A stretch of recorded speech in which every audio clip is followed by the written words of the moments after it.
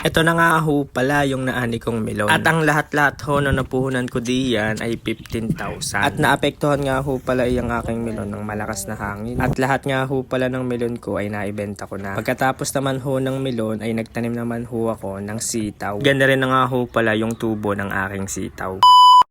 Magandang buhay mga katrops. Ito nga ho pala yung tanim kong melon. Ito ho yung inabot ng tubig lawa. Ang tanim dito, yun nga po palang patola. Kaya nung nawalan na po siya ng tubig, ay agad-agad na po namin siyang tinaniman ng melon. Inararo nga lang ho pala namin ito. Datanim nga po pala, ang bagsak po namin ng buto ay 3. Bali, ang napuhunan ho namin dito mga katrops ay 15,000. Lahat-lahat na ho yun, kasama na ho yun yung abono, yung mga gamot pang spray, saka ho yung gasolina, sa pagpapatubig. Ini nga ho pala sa amin ay napakainit, tas sabayan mo pang malalakas na hangin. Yung magagandang melon ay tumanda ho agad-agad. Siguro gawa din ho ng malalakas na hangin. At ito nga ho yung mga napitas kong melon. Bali, binebenta ho namin iyan sa palengke ng Lumban, Laguna. Matamis nga din ho pala yan mga katrops. Araw-araw nga ho iyan pinipitas. 2.5 buwan nga po pala ay pinipitasan na ho namin iyan. Araw-araw ho yung pagpitas namin diyan. May mga pumupunta nga din ho pala dinis sa kubo para bumili ng melon. Kala nga ho namin ay hindi ho kami makakasambot diyan ng puhunan. November nga ho kami nagtanim niyan mga katrops, kaya maaga ho kami nakatanim o nakapitas at nakaharvest niyang melon. Yan nga ho palang kinakain ko, yan nga pala ay napakatamis. Makikinis po yung balat niyon. 15,000 yun ay labas ho naming puhunan diyan. Ang lahat ho ng napagbentahan natin diyan ay umabot ho ng 31,000. At tumubo ho ako diyan ng 16,000 sa loob ho iyan ng 3 months. Nung naubos na yung bunga ng melon ay agad-agad ko ho siyang pinatraktor para makapagbalasa na ho diyan ng sitaw. Sitaw nga ho pala yung itatanim namin diyan mga katrops. Bago ko ho yan taniman ng sitaw, akin po muna siyang pinatubigan yung iras. Dahil sa sobrang init at hindi naman ho umuulan, ay pinasabasa ko na ho yung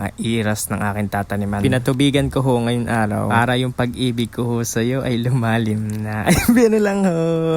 Para bukas ho kasi ay mataniman na po. Gamit ko ho diyan pampatubig mga katrops ay didos nga lang ho. Ginamitan ko lang ho siya ng hose para malayo ho yung maabot ng tubig. Mas mabilis ho kasi at mas madali. At pag may tumatapon hong tubig ay akin lang ho siyang tatabunan ng putik. Mas matagal ho kasi ang pagdaloy ng tubig pag ganyan hong may umaapaw. Para mas mabilis nga ho palang tumubo yung aking sitaw. Binasa ko po muna yung lupa bago taniman. Sa tagal na ho kasing hindi umuulan ay baka mahirapan hong tumubo yung sitaw na itatanim ko. Yan na nga ho pala yung mga nabasa na. Kinabukasan ay agad-agad ko nga ho palang kinuha yung nabili kong buto. Dahil nabasa ko na po pala yung lupa kahapon ay hindi ko na ho ibababad sa tubig iyang sitaw. Syempre magbabitamins coffee po muna ako. Ay pampalakas bago ho magtanim. Yan no, at hiniram ko po muna yung tabo. At iyan ho yung gagamitin nating pagtatanim.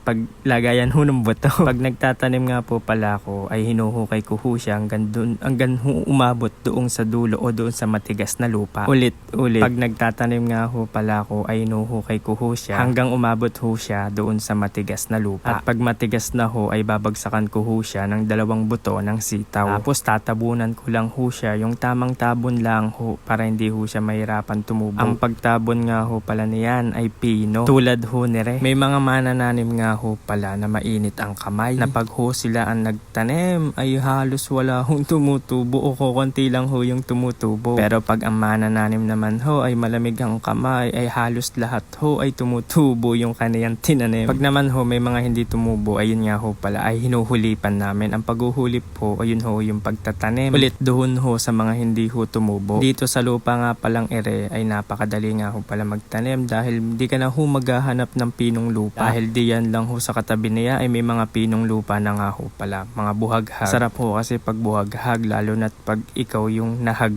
ko ay pero lang ho. At dini nga ho pala ay inabot na ako ng kainitan o katirikan ng araw. Ay gusto ko na hong humigop ng mainit na kaping barako. Pagkatapos ho ng ilang araw ay tumubo na nga ho pala yung ating sitaw. Maganda po ang pagkakatubo kaya hindi na ho natin kailangan maghulip o magtanim ulit. Kung napapansin nyo, tumubo po yung ating sitaw ng tagda-2 tubo. Kaya ang susunod po na gagawin natin diyan sa ating sitaw ay gagahukin ho natin para makagala ho yung kanyang ugat. Para hindi hindi ho siya mahirapan. Kasi pag nahirapan ho yung ugat niyan na lumago, ay mahirapan din ho lumaki yung ating mga sitaw. Paikot ho yung gagawin natin sa paggagahok. Ganto ho yung tamang paggagahok. Or ganto ho ako maggahok pala. Ay di ko lang ho alam kung ganyan din ho maggahok yung iba ho nating mga farmers diyan. Kasi ho ganto ho ako maggahok. Pabilog nga po pala yung pagpapaluwag ng lupa para makagapang ho na maganda yung kanyang mga ugat. Lahat ho iyan ay atin hong gagahukan. Para lahat ho iyan ay gumanda ho yung paglaki niya. Para maging malago na din ho yung pagmamahal ko sa iyo. Ay pero lang ho.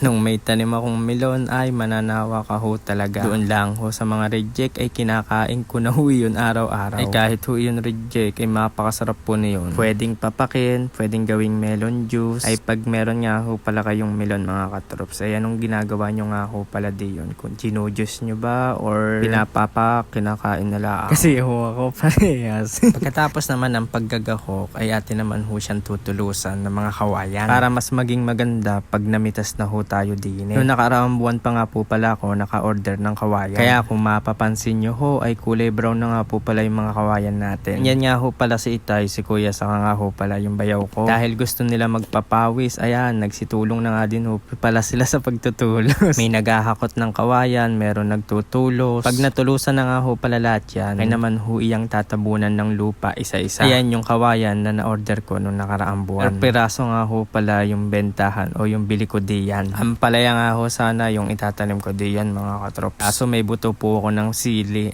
May buto ho ako ng sitaw doon sa aking kubo. Kaya sitaw na ho yung akin na itanim. Sa mga susunod na araw ay pagapang na ho yung ating sitaw pataas. Kaya aagapan ko ho yan sa pagbabalag. Kailangan ho ay bago ho yan gumapang ay may balag na ho yan na meron ho silang magagapangan pataas. At sa ibaba nga ho pala niyan ay tatanggalan ko ho yan ng dahon. Pag ho yun ay gumapang na ay pagkakasipag naman ho talaga ni Resila. Sana magaganda yung kawayan na nabili natin. Ay yung nakaraang nabili kong kawayan ay puro bukpo. Tapos payat na pumuputok pa yung kawayan. Ay pag ganun ho kasi ay hindi ho tumatagal yung balag, wala hong tibay. Mas maganda ho yung kawayan, mas matagal ho natin siyang magagamit. Date ko na lang ho kayo sa susunod na video natin din sa ating sitaw mga katrops. At ang susunod na gagawin natin diyan ay mag-aasarol at magbabalag. Maraming salamat ho sa inyo mga katrops. Love love!